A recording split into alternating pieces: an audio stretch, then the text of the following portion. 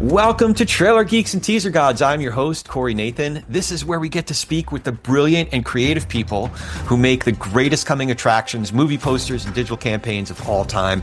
This program is brought to you by 2496 Sound and Music Design, the best sound design and music elements in the business. We're also brought to you by the Golden Trailer Awards and by Soundstripe, the best royalty-free music for video, ads, and film. And today we are continuing our tribute to the great Andy Kuehn. But before we get started with Greg McClatchy again, Greg, so good to be with you again, man. Good to be here. And another thing about Andy that a lot of people might not be aware of is the AJK Foundation. That's AJK Foundation.org, which is his foundation, which is basically run out of UCLA archive. And it is, just like it sounds, he sponsors archival legacy screenings, but also the restoration and conservation of at least 10 at-risk films from the LGBTQIA world that are archived. And the important thing about these films is that 25 years from now, a lot of them could be lost, 50 years, et cetera. We're looking at films from 100 years ago now. So these are generally low budget. So they're very, very easily lost. And we've lost 90% of the films ever made. So this is a good thing. Also, Orange County School of the Arts, conventional sponsorship of lighting equipment and software and sound equipment, field trips, all that kind of stuff for young filmmakers. Also the UCLA Department of Theater, Film, and TV, which is something that's more passive. The foundation makes a major gift every year for faculty support and fellowship and et cetera. So that's a pretty big deal. Yeah, lots of great work being done. That's ajkfoundation.org. Greg, I really appreciate you letting us know about it. ajkfoundation.org. The link will be in the show notes, so you can check that out and the calendar of events and find out a lot more information about that. So thanks for doing this. And now on to this week's edition of Trailer Geeks and Teaser Gods tribute to Andy Kuehn. All right, welcome back. We are joined again by, I love this, Benny. You and I think we should take the show on the road or something. How you doing, Benny? Good to see you again. Good to see you, Corey. Good to see you, Greg. And we're joined by Greg McClatchy, the president of Motor Entertainment and the longtime executive producer of PIC. We'll talk a little bit more about your background. So why don't we just go off to the races? How did you was Kaleidoscope your first job, Greg? I had been working in the Capitol in Sacramento. I grew up there, and we had a publicity photography company. And I wanted to, and also stringing for UPI up there. So I did a lot of work at the Capitol with Reagan and oh wow, and yeah, because there's always something going on for publicity photography at the Capitol, and so and then for Jerry Brown later, and who's a little closer to my proclivities. But anyway, but I wanted to get into this business, and I came down here and I got in the commercial business as an assistant editor. I mean, I didn't really know anything. I had made films in art school, and that time I thought, maybe I'd be a mixed media fine artist, and so I was working there. So absolutely nothing I learned in art school was applicable to Hollywood, zero. But except how to make a splice, that I knew how, but that was about it. But so I came to Kaleidoscope one night to fill in an emergency to cut some sound effects for a TV campaign for the Omen, Richard Donner's original Omen with Gregory Peck. And that turned into, and that was supposed to be 2 days or a day or something. And that turned into a week, and a week turned into 2 weeks, and that turned into 13 years. Oh, wow. So it was a long haul at Kaleidoscope. And it went by very fast. So yeah, so that I was at Kaleidoscope, and that's where obviously I met Andy, who was the Kaleidoscope and Andy were the same person at that time. There was no differentiation. Yeah. Do you remember your first impression of Andy? Yeah, my first impression was the classic Mark Twain thing, which is, gee, this guy's really show busy. He's, he's kind of over the top in terms of this kind of showbiz thing, and he looked like Clark Gable. He looked like a vintage movie star. He could have played Don Draper. I think he could have just plugged him into that role, and he wouldn't have had to he wouldn't have had to act. That's But great. but then, and I didn't think of, oh, this guy's going to be my mentor. But Mhm. actually he turned out to be, a gracious and generous mentor, and then later a friend, In what way would you say he became a mentor? Because other folks that we've spoken to already, he was a little bit removed from the work by a certain point. But I guess you were there still relatively early on in the trajectory of Kaleidoscope. Was he a little bit more hands-on with you? Yeah. The idea of hands-on with Andy isn't necessarily him sitting in the room going, do this or do that, or I think you need to use this shot there. He would give his impressions. Mm. The system was different, as Benedict can attest. The system was different then. There was no producer. You were once you got a certain amount of credibility with Andy and in the company, you were dealing with the client of yourself. There was nobody in between.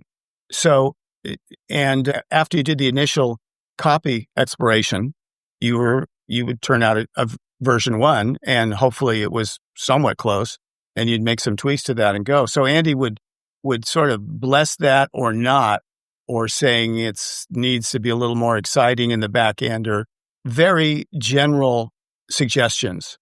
Usually you were kind of somewhat on your own, but he would, if he blessed it, you knew it was pretty good. So the idea that he was the good housekeeping seal of approval, and he was doing more with the clients. Now later, I think what you're referring to is when Steve came in or whatever, but it was some time before Steve got there in my experience. Okay. And what year did you start, Greg? I'm trying to think when I started, but it would be the Omen. It would be, I could just look in and see I want to say 76 maybe. Yeah, The Omen was 76. It was released in 76. They were probably already working on it in 75. Yeah, well, in the TV campaign was the last piece of the puzzle, so it would have been 76. Who was the editor? Do you remember? The editor was a guy who actually had worked was a former partner of a commercial boutique that I was at before, and I can't think of his name. I knew him just purely coincidental. I knew him he would come and hang out and with his buddy and drink at the end of the day, which was part of the whole culture. And I can't think of it. It'll come to me, but it wasn't a player I think that you or I would have known. He wasn't a known player in that. He was more of a commercial editor. This is a really interesting thing that Greg brought up that I kind of never mentioned that was so interesting at Kaleidoscope, Corey, is that, as Greg said, all of us were producer editors. We basically, there was no in between. So we, as soon as we had a little bit of credibility and we've got a few things that were going forward, we didn't have to show it to anybody. And Andy would come around and kind of give his overview and make some suggestions and try this or do that or change that music. And that was it. And that was 6 or 7 of us that just did our own thing. Yeah, it's interesting. When I first got there, and I don't think you were there yet. I mean, I know you weren't. There were like 10 editors and a whole rogues gallery of personalities. I mean, unbelievable. I'm not going to go into it, but there was some great editors. There was Sean Walsh, who was quite a good editor and innovative. He was the first guy I saw that was making 4-frame cuts and that kind of thing, back in the 70s. But basically they started whittling down the editors, and Steve came in and said, "You want to make money? I know how to make money." And which he did, and put it on more. And so they sort of got rid of all the kind of, guys that they thought that they didn't need. Whether they did or not, I don't know. And then towards the end, for a long time, Benedict, correct me if I'm wrong, it was you, Tom, Ricky, and me, and maybe a guest editor. But we were doing what used to be the work of 10 or 12 editors at the time. And I think at that time also at Kaleidoscope, now I'm going to go way out on a limb, and a lot of people are going to be mad when I say this, but I looked at my old job sheets and that kind of thing and saw how many films I worked on in a year. And I think that Benedict and Tom and Rick were putting out pretty much the same amount, if not more. And I would say Kaleidoscope at that time was probably doing 30% of the work in Hollywood, period. Yeah, at least. Don't you think? Yeah, at least. I was almost going to say 40%, but that can't be true. I mean, there was Canoe Major Deutsch, which was, I think, our major competition. Mhm. And then there was another group. But at that time, there was only, 10 companies that were acceptable to the, and that might even be a stretch to say I think 10. even less. I think there were more like 5, really. Yeah, that 5, really 6, kind of like 7. students were comfortable with. A few. Clint had his guys in New York that he was always loyal to, but basically, and that's also a different thing for the people who are doing now, and having been on the studio side too. Double vending was not something was done. Mm-hmm. In fact, if you would get a picture and you would go, it came from, it was a Canoe for 2 months and they don't like it, and now you have to make a trailer in a week, and it was like, they must have really screwed up. That was like unbelievable that you would get a job from some other vendor, or that you would have something taken out of the shop to be double vended. Just didn't happen. The client stayed with you till the end. They said, okay, we got to change this. It's not testing. Yeah. Nobody likes it. People hate the movie. What can we do? And, you would work there. And then, from now, which is double vending, you double vend from day one. Yeah, the crazy thing is that, we worked, I did the same thing, Greg, at one time. I thought a couple of the years where I said, oh my God, how many trails did I cut that year? Not only we cut the trails, we cut the entire TV campaign, and all that stuff was on film. Mm. It was insane, the amount of work that we put out. It was unbelievable. Greg, you had mentioned before we started recording that filmmakers were coming in. Was that, so I know there are only a handful of trailer companies, but was that a thing that, the Canoe guys, Canoe Major Deutsch, and I guess when Tony Seiniger got his AV group going, was that a thing where filmmakers were coming into the shop, or was that a uniquely Andy thing? Well, you have to look at the time frame, and it was U-Matics 3/4 were just coming in. So if a filmmaker wanted to see something, or the client, if Joel Wayne or Nancy Gallagher wanted to come in and look, people who knew what they were looking at on a moviola, with the 3-headed monster, which was basically like running a lathe in a machine shop and trying to listen to the sound at the same time. No wonder we're deaf, Benedict, right? You had to go to the source, because when I just started, because, not to date myself, but let's face it, we would show the trailer in a screening room on film, double system, at the studio.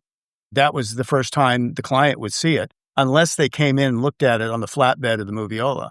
And so that was done just as a practical matter. So yeah, filmmakers would come in at the end of the day. They'd be shooting it especially if they're shooting at stages in LA. Kaleidoscope was pretty centrally located, so they could swing by, and that would be,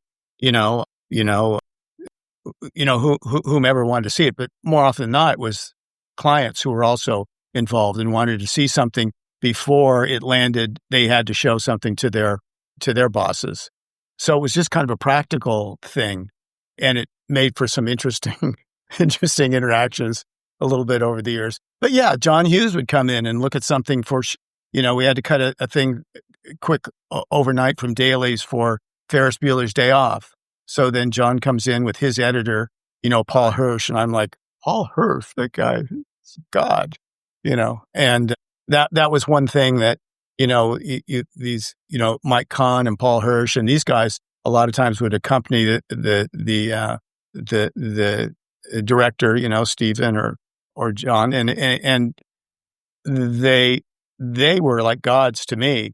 And one of the things that the way my career worked, I never really interned with a guy like that for 3 years or whatever, and it's 2 years, and it's kind of a regret in a way, but it just the way things happen. I kind of moved from being an assistant editor to commercials to cutting trailers, where you're a short format editor. I think it was a practicality thing where, as Greg said, in order to see it, either they're going to get a screening room at the studio and see it there. A lot of times they actually like coming into Kaleidoscope and looking at a moviola. And, I've talked to a lot of people who said, well, how did you get access to so many people? That's because they had to come in. Now you just send a link, and it's just, people looking on their computer. So that's why during those times, a lot of filmmakers and stars and Andy had kind of also that charisma that he was really smooth with all these people. So it was the combination of him being very social and just a practical reason for them to come in to just look at, the trailer as we were working on it. You Benedict, you remember that, and some guys are just gregarious. They like to talk. They like to see what's going on. Tony Scott, right, would come in and look at, Days of Thunder or whatever, right? Mm-hmm. So, that, and then he would shoot the shit, with, outside of the building, standing next to his Porsche for 20 minutes, before he started his next thing. So yeah, those little pieces of time are kind of piquant, a lot of fun. Trailer Geeks and Teaser Gods is brought to you by 2496 Sound and Music. 2496 Sound and Music has been publishing music and sound design in Hollywood for over 2 decades. While most traditional libraries started with music first, 2496 started from the ground up, creating killer sound design elements for trailers and film campaigns. Then they started building a music catalog which matches the sound design catalog perfectly, creating a powerful blend of sound, music, and emotion. Their founder, Lenny Jones, who's a pal of mine, really good guy, he is a motion picture and television sound editor with credits on top shows including Ancient Aliens and Unsolved Mysteries. 2496's sound design can be heard on current trailer campaigns, including many of the summer's box office hits.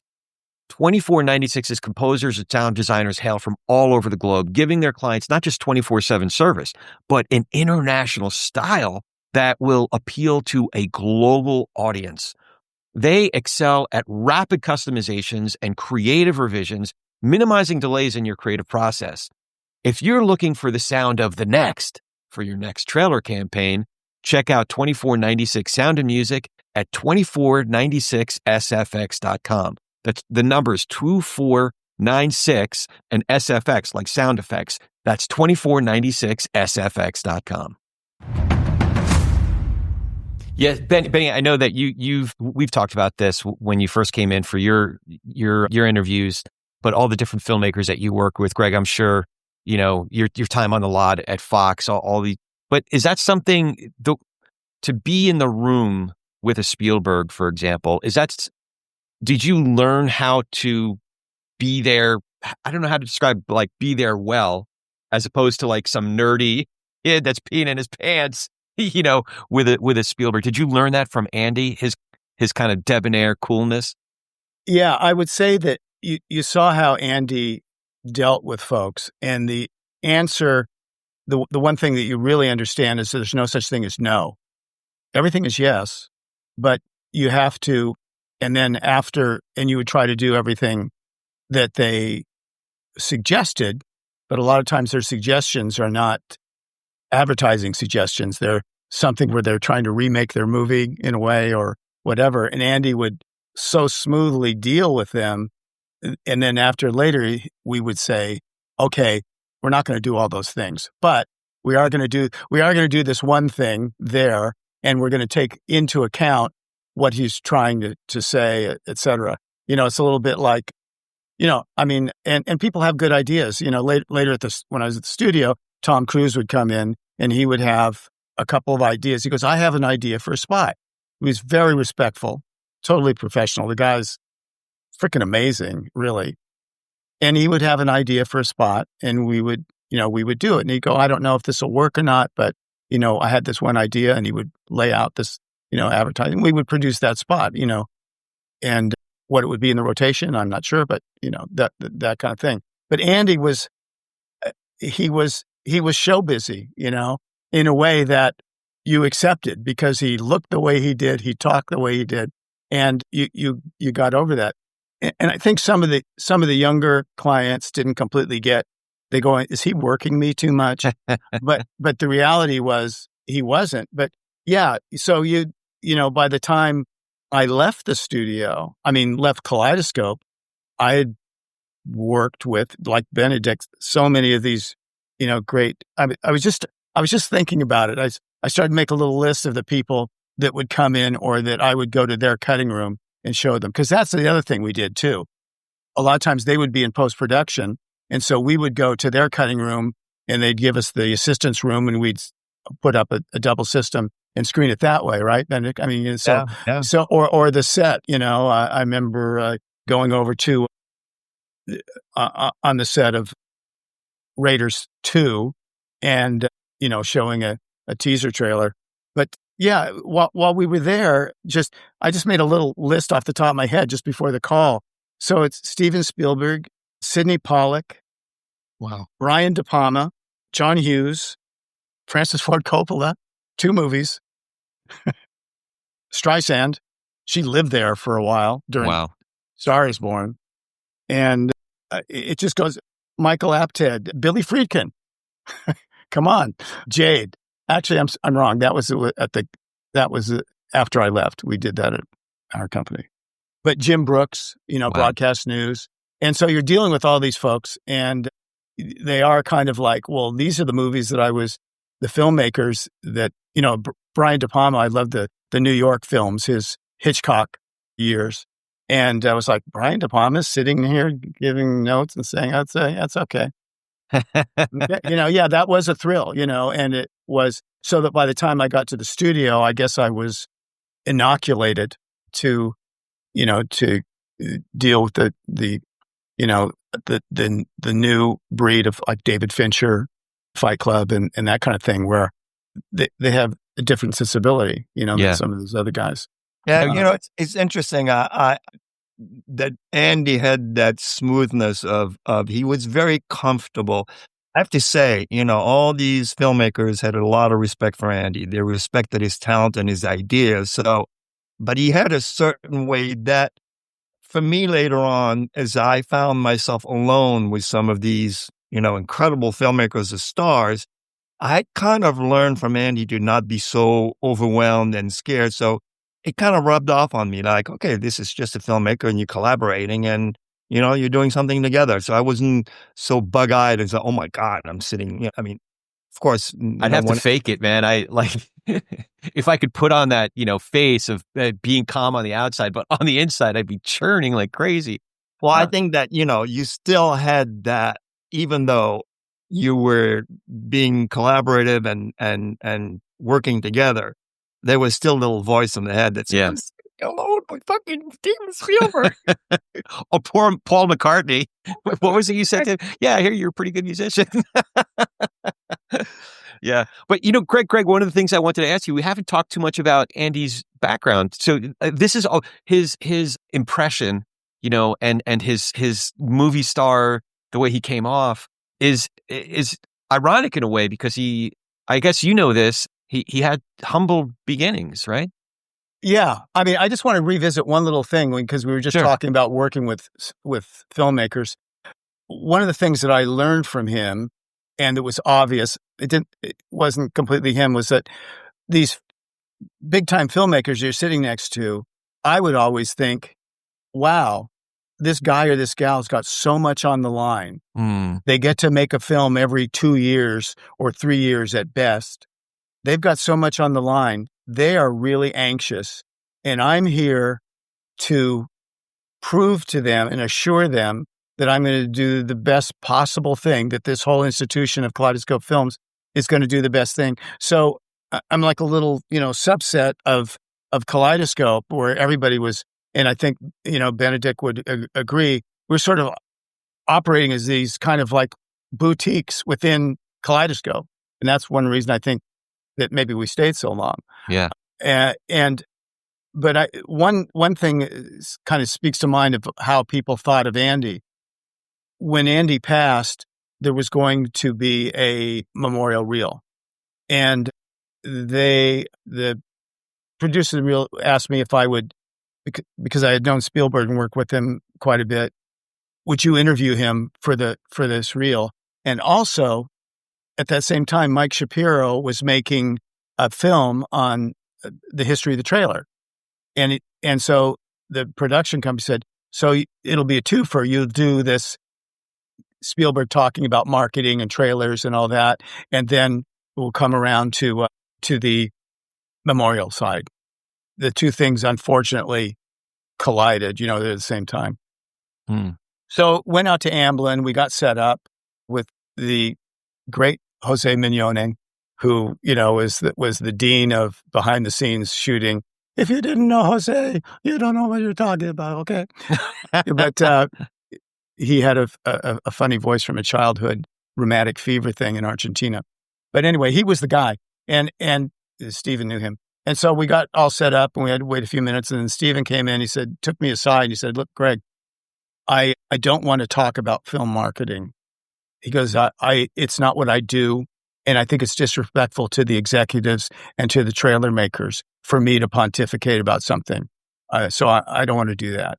He goes, but however long you want me to talk about Andy, I'm all yours. And I thought that was a very interesting take, and he's so laudatory to Andy. He had just to digress a little bit on that. He had made the film, his short, Amblin, and had been introduced to Andy. And Andy thought, hey, this kid's got something going on, and Andy was friends with Arthur Gardner and Levy Gardner Lavin, who was a pretty really big time TV producer, but also had made movies with John Wayne and Sinatra, and they'd made these sort of big movies too. They had a smaller movie they wanted to do, and Andy thought, oh, this kid, Steven Spielberg, should be the director of this movie based on this short that I've seen called Amblin. And so he sets it up for Steven to go in. Oh, wow. And to Levy Gardner and to meet the two producers and, pitch them his vision of the movie. Well, long story short, they didn't think this kid had enough. They liked him, but he's not doing this movie. So that was a good call on their part. We don't know what that movie was, but I think I know who the household word is. But based on that, because he had kind of gone out on a limb and put him in there, this is Andy's take on it. He always was loyal to Andy and he was his first choice for trailers for many, many years. And so I thought that was kind of an interesting thing, where, kid just didn't have what it took to make this movie. Right. That's funny. And we were just talking to Mike Camp the other day, and one of I need to bring him back because there's like an entire story about Spielberg's film AI but that was at least 25 years after, if not more, after the events that you're describing here. Oh yeah. So those relationships. Well, AI took over from Stanley Kubrick, right? He finished that film. Oh, that was Stanley's film, and he had. Oh, okay. Stanley became ill, and he came and finished it. Wow, interesting. Okay. So there is more to this story. Okay. Oh yeah, it's a lot of time to wrap in that one. Yeah. Trailer Geeks and Teaser Gods is brought to you by Soundstripe. So if you're an editor, a producer, a creative exec, a music supervisor, or even a podcaster like me, if you're a content creator of all stripes, if you will, and you're looking for the perfect library of music and sound effects, check out Soundstripe. With over 10,000 high-quality tracks, including music from Grammy-winning artists, Soundstripe makes music licensing hassle-free. Believe me, I've tried it. I've been on there. I've navigated around. It was really terrific. It was really easy to use.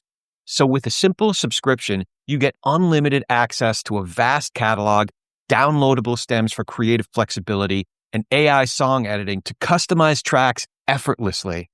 Plus, their seamless integration with Premiere, which is what most of my editor friends are on, it means a smoother editing experience.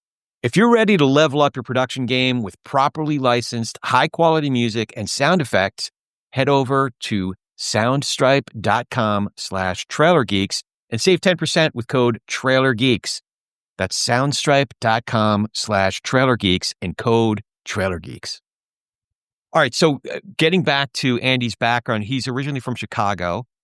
Yeah, he's a lower middle class kid from Chicago, and money's tight and the whole thing, and he somehow, some of this is going to be out of order because it's all anecdotal. Yeah. For over the years, he goes to University of Miami in communications, which kind of tracks, meets a guy who's going to be his best friend and almost his brother, Mike Shapiro, who at some point you should talk to.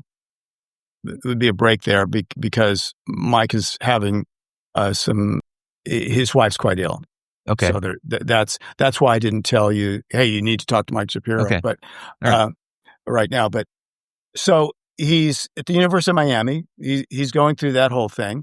And then he graduates and he goes to New York and has various jobs, one of which I just talked about before, which is working for a company that makes these regional local shorts for drive-in movies, which if you go back far enough, drive-in movies would show, it's the kind of thing that Quentin Tarantino's obsessed with, that old grindhouse kind of thing, except they were drive-ins. And so if you were a plumber or you had a car dealership, or you were trying to sell, GI Bill model homes or whatever, you could get one of these spots and they would run it at the local drive-ins. And to do that, Andy was given one roll of film, one 35 millimeter roll, which is a 3-minute roll, which is what fits in a Bell & Howell DR70, a handheld camera. Oh, wait. Actually, Oh, look at that. I have the ceramic DR70, which... That's great. By the artist Microcell. Yeah. And so he would make these little things, these little movies that would have to be done in you'd have to plot it out so that you had a minimum of editing because it was just spliced together, and they would make 2 prints or whatever. That would be it. It was ephemera. So so he did that kind of stuff and whatever. And then somehow, and I'm not sure how this worked, he got a job in the, in the mailroom kind of thing at MGM and got into marketing. Oh. And then rose through the ranks there very quickly. This was the period, this is the 60s. It's the MGM of the 60s, yeah, which is still a powerhouse. But what was really happening there with them, with like a lot of studios, was major independent producers were making international films, multi-million-dollar international films. So Andy would have to travel to Spain, to Portugal, to Italy, the UK, etc., and shoot behind the scenes there. And he would be there in his 3-piece suit and, really buttoned down, real, Madison Avenue kind of look. Yeah. And they would shoot behind the scenes stuff of that. And they would then make these featurettes. And you go, well, featurette, what is that now? It's like, well, this predates advertising for television. So the featurette was something that you could get on network television. It was something that they gave to the like broadcasters. Yeah, to all the networks and broadcasters. And they would run it for free because they were given it for free. And so the studios were still like, we're not giving money to TV, to our main competitors. This predates a little bit Billy Jack kind of breaking that wall. And then later just massive Jaws being a massive buy where you'd go, it's going to be 3,000 screens and we're going to, that was just over the horizon then. So he's making those, he's meeting a lot of people, he's traveling around the world, he's becoming sophisticated, he's a sophisticated traveler. He's traveling on MGM's dime and he's making these pieces when he comes back, making them in-house with one editor at MGM and doing very well. And it probably, I'd say if he was at MGM, he probably would have risen to head of production at one point or even president of the studio if he'd really stayed there. But he had that kind of juice. But for whatever reason, he decided to leave and form his own company. He met Dan Davis, who was his partner in Kaleidoscope. And it was a classic sort of marriage of a creative guy and a hard-nosed financial guy. But Dan had, to launch the company, he had one client, Barnum and Bailey Circus. Oh. Andy's first entertainment client was Barnum and Bailey's, and they would make, and that's what gave them the money to establish Kaleidoscope. And then later not too much after that, they came out here and got a little place on Fountain Avenue and set up shop. And then the rest, as they say, is history. Wow. So you were there for 13 years. What did you go to start? Was that when you went to start a company with Trugman? At the end, I think in 91, we started that company. Okay. And we had a really good first year. But I think, Mark, they were having their second child, and the ephemera of what could happen, I think, was probably a good call. And so he went back to Kaleidoscope, actually, in about, I don't know, a little longer than the first year. And Steve called me at the time and goes, "Hey, are you interested in coming back and folding in your company to Kaleidoscope?" And which I thought was, a nice gesture. But, it was a little bit like saying, "Can I have my old room back with a little car bed in it?" And it's just like, I can't move back to my mom's house either at this point. Right. So I toughed it out, and we had a good run for about 7 or 8 years, but then News Corp made me an offer I couldn't refuse. So. Yeah, for sure. Well, I brought it up because I'm curious, when you started your own company, I can't help but think that you were influenced by Andy as an entrepreneur. Yeah, at one point, like Benedict and Jeff Smith and Mike Camp, and it's a long list, and Barbara Glazer, and all these folks who started. I think Chris Arnold, starting Cimarron, later CBO. Yeah. And so all these people, I don't know. Barbara came from a different source. Tony Silver, yeah. But the amount of people that came out of Kaleidoscope and started companies is huge. So at one point, you do say, to answer your question specifically, you kind of go, "Well, they're making all the money and I'm doing all the work." Well, that's true, but it turns out you're not doing all the work. Right. When you're running a company as well as cutting, especially at the start, it's a mad minute. But yeah, it influenced me. I thought, well, I could, could I be Andy Kuehn? No, because nobody can be Andy Kuehn, but I could be a version of myself that might work for this. And that's what you have to start it, for better, for worse, and that siren song, saying, why not? But starting at Kaleidoscope, and I think Benedict might agree with me, you're starting at the top of the mountain. Your view of how the business works was from the top. This wasn't not to take anything away from two guys in a garage in the valley or whatever, which is also very valuable. And a lot of those guys became huge too. But this was this was like saying, "I'd like to get in the car business.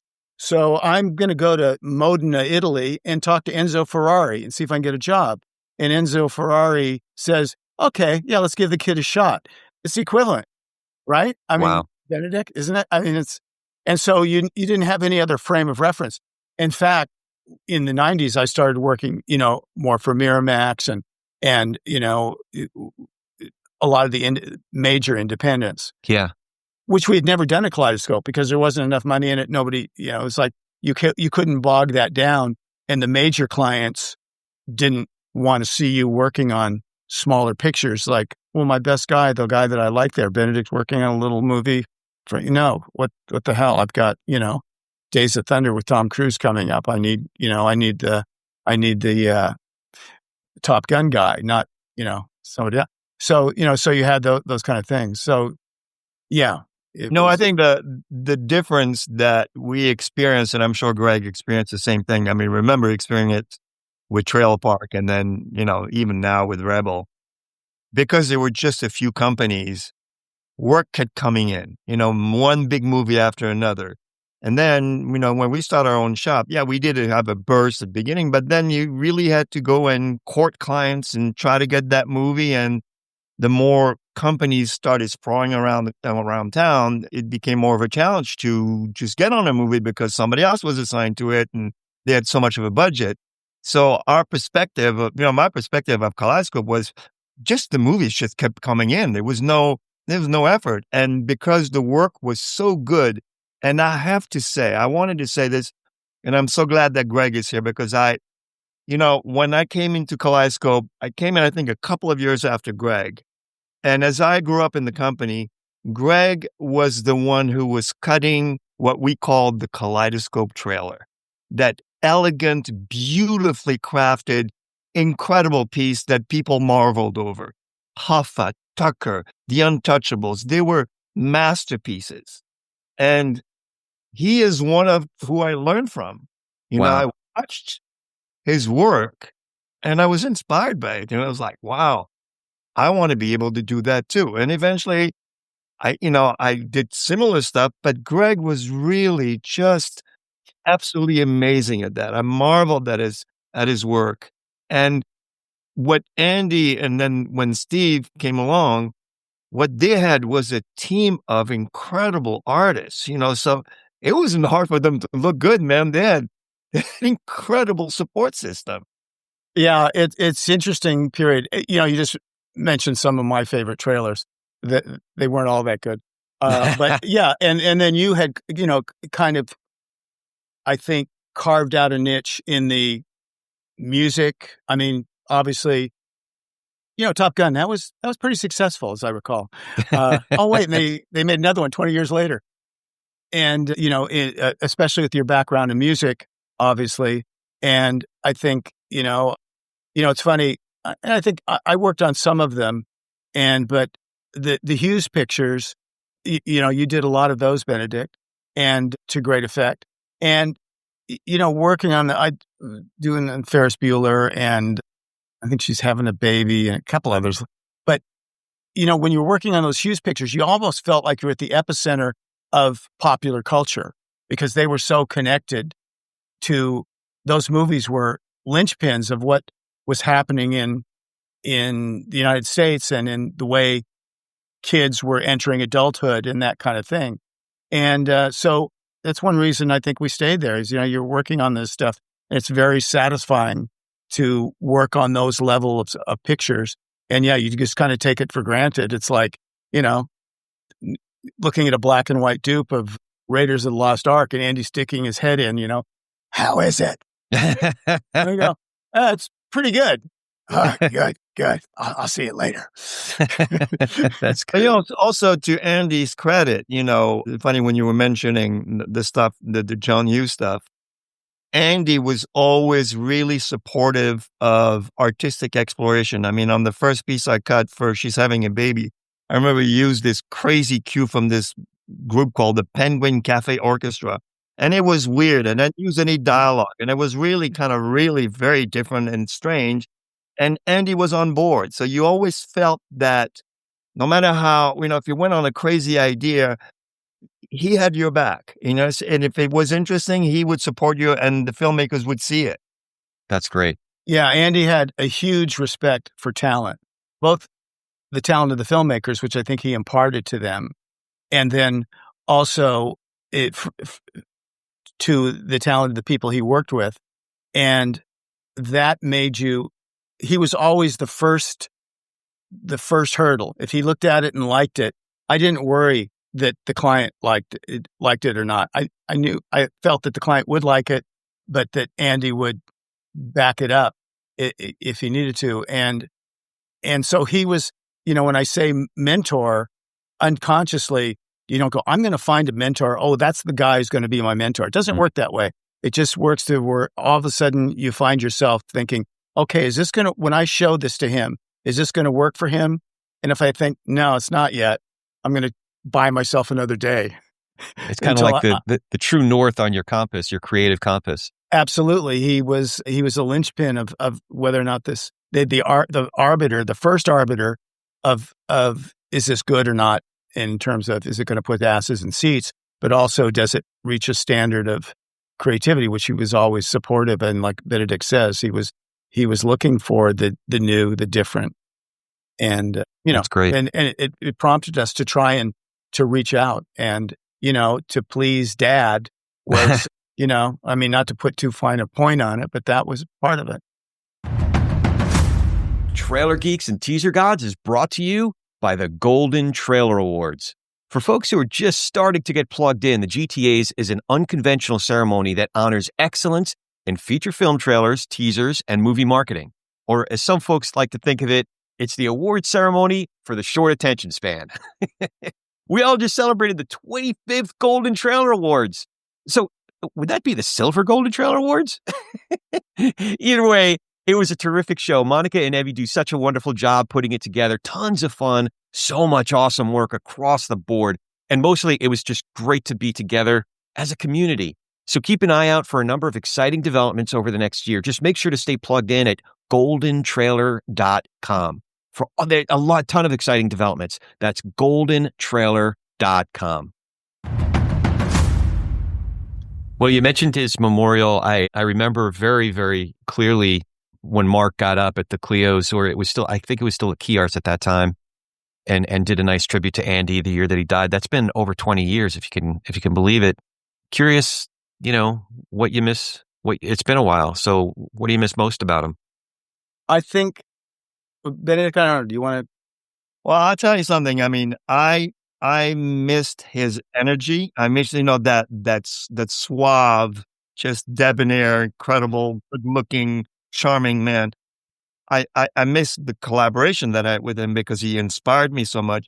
And I also really miss his friendship because I think, as Greg also probably experienced, I actually became very good friends with Andy and went on vacation with him. I had a girlfriend at the time who all his friends adored. So I was invited to vacations in Puerto Vallarta and Laguna and just, Vegas.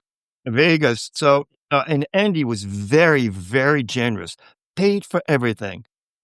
So there was not only just a relationship of, this is a guy I'll work for who allows me to explore artistically and never, says, no, don't do that.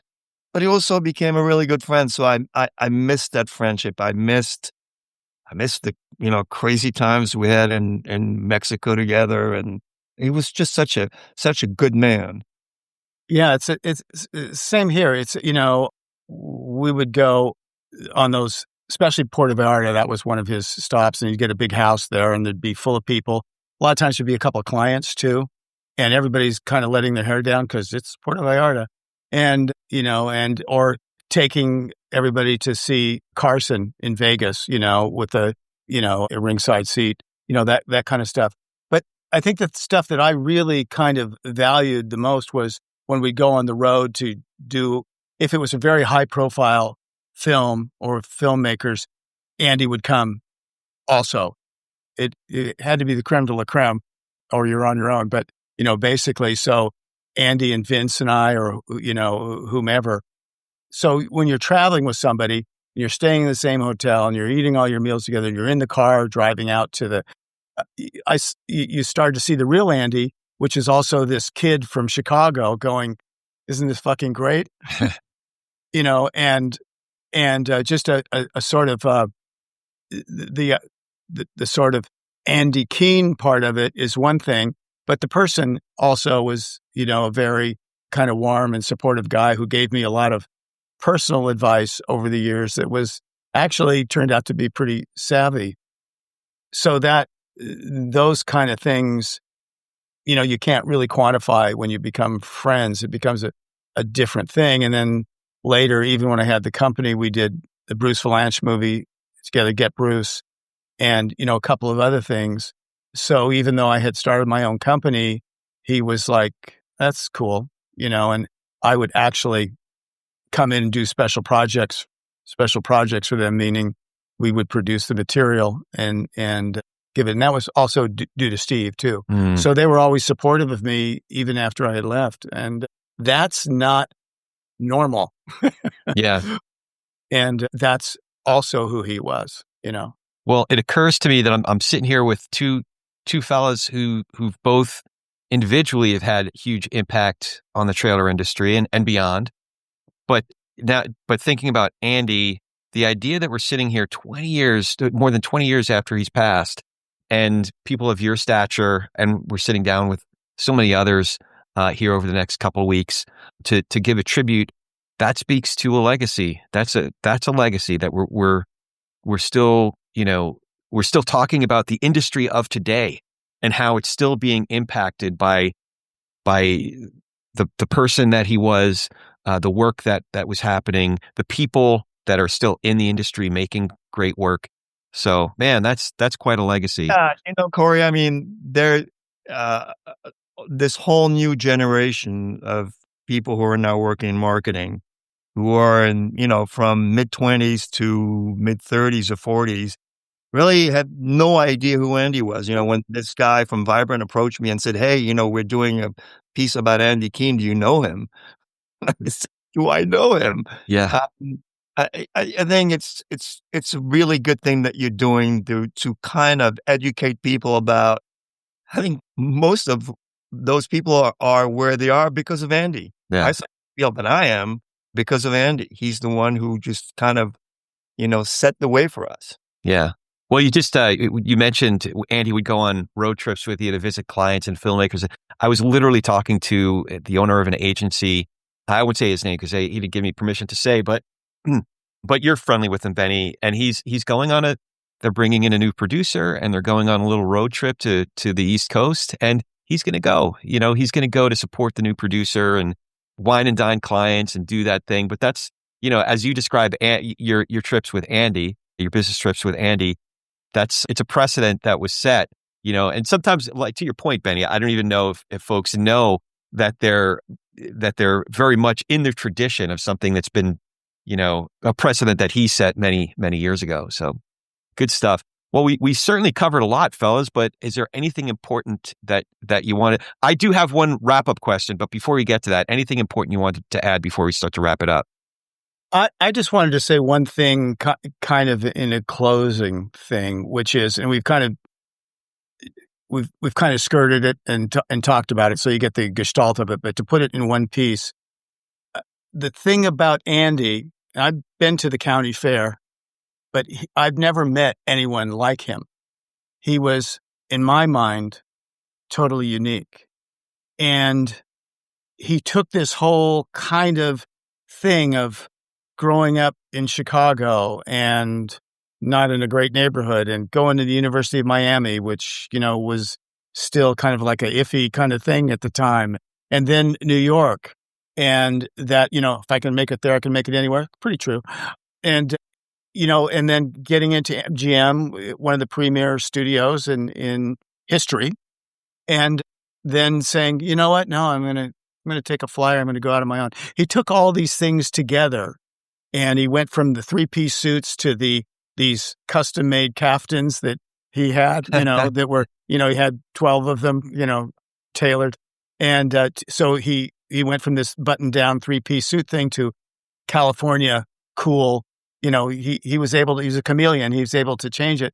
And he created a lot of stuff, including this model for the modern motion picture marketing company that we see today. They didn't have 40 employees. They now have 240 employees or whatever. Yeah. But still, the model is the same.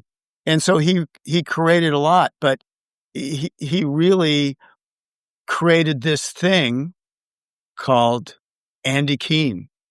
It's all one word. It's like Barack Obama, Andy Kuehn. Andy Kuehn. And That's he's an unforgettable, generous figure in my life. And I think you could ask anybody who knew him, you'd probably get the same answer. Yeah. Okay. So the last thing we'll do is you each get to be the interviewer with each other. So Benny knows I was going to do this, but Benny, do you have any questions for Greg? I wanted to know what, and I think you kind of answered it. How you felt Andy had input in your creative process. Yeah. I mean, we've sort of skirted around that a little bit. And like you say, he was not a guy who told you to put this shot in there. He was a guy who, although in truth, at some point he's going, you need a transition before. This is going on too long. So transition earlier. He would paint with the broad strokes, and you would take that back. And I remember at one point, there was something that I had that was not working very well. And I wasn't far enough along, and it was very early on. I didn't completely know what I was doing, let's be honest. And he said, yeah, you need to do this and that. He named 3 vague kind of things, but I took them to heart, and I could tell from his body language and stuff while I was looking at it what was wrong too. You're corner of your eye, you're going, this isn't working. And we've all been there. And so I made the changes, and he came back in. I think it was a longer piece. It was maybe a featurette or something. And he goes, well, this is great. How did you do that? And I'd been exposed enough to Andy that I could do, the Eddie Haskell, that's a lovely sweater you have on, Mrs. Cleaver. I just said, I just listened to what you said and implemented it. And he goes, he looked at me like, yeah, okay, I really don't need that. But yeah. And so, but he had a general thrust of knowledge that you had to do the specifics, come up with the specifics yourself. So I think that was, the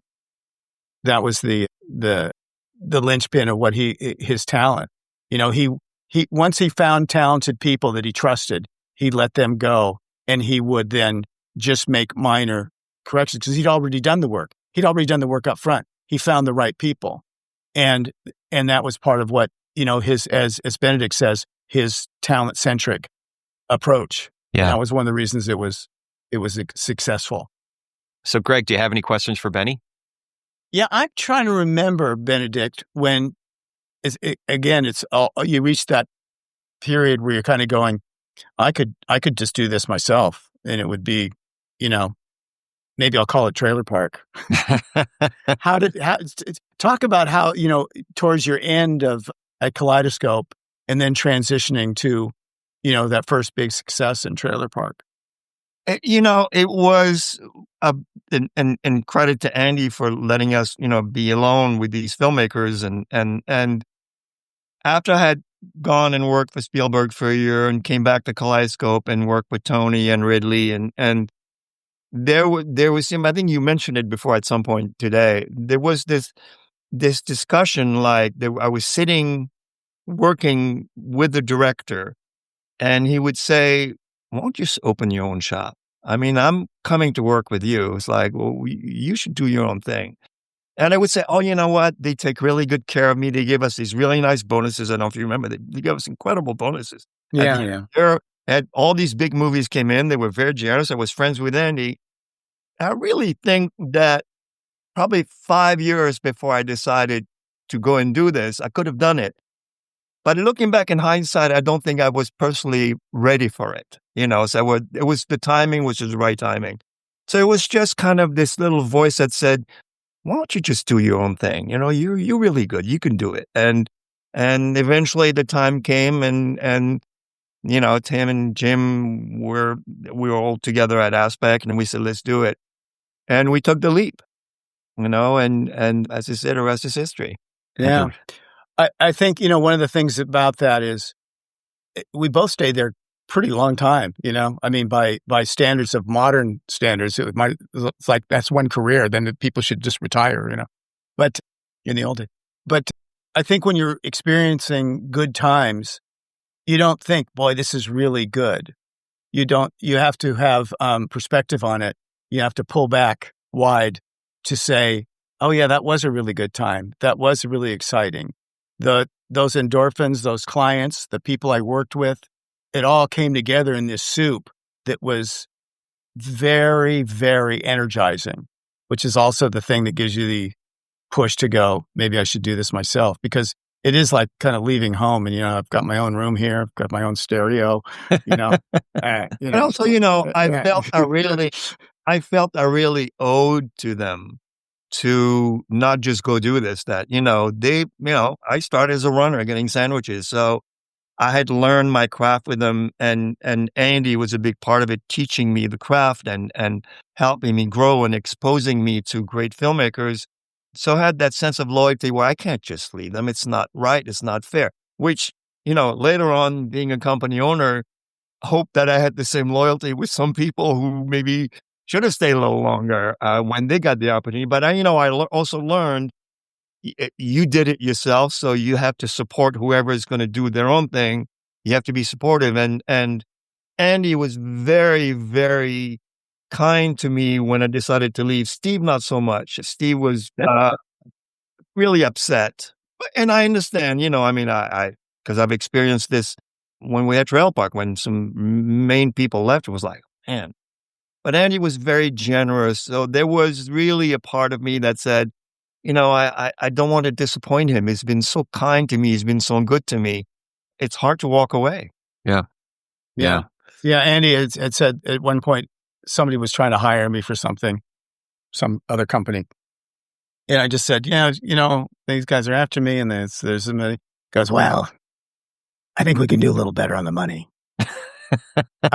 But if they're going to give you a piece of the action, piece of the company, that's the only reason you should go there. If they don't give you a piece of the company, forget it.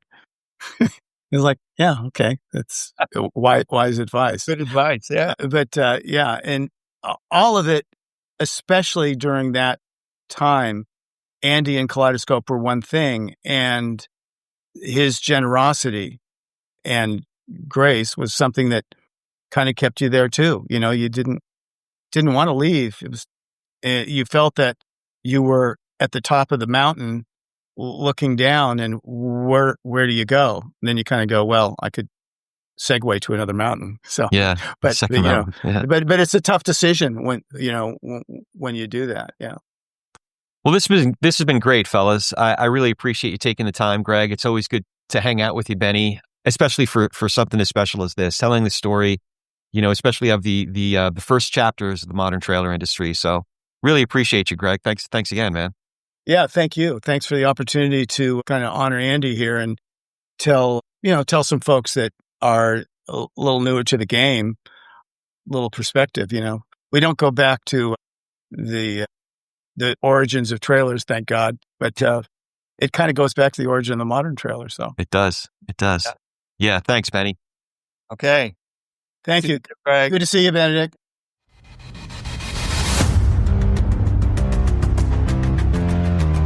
Thank you so much for listening. As always, please rate us and review us wherever you get your podcasts. It really does help us in the rankings so more folks can learn about these great stories, how the modern trailer industry started, and some of the stories behind some of the greatest trailers of all time. It really does. It's really wonderful to hear some folks and how so many folks have engaged in the conversation and learned about our industry and learned about some of these great campaigns. Follow us on all the socials. I'm really easy to find. I'm at Corey S. Nathan, at Corey, S as in Sam, Nathan. That's at Corey S. Nathan. And check out our awesome sponsors, 2496 Sound and Music Design, the Golden Trailer Awards, and Soundstripe. Really grateful to all those folks for helping us keep the lights on. Thank you for joining us. Now go do some inspired work.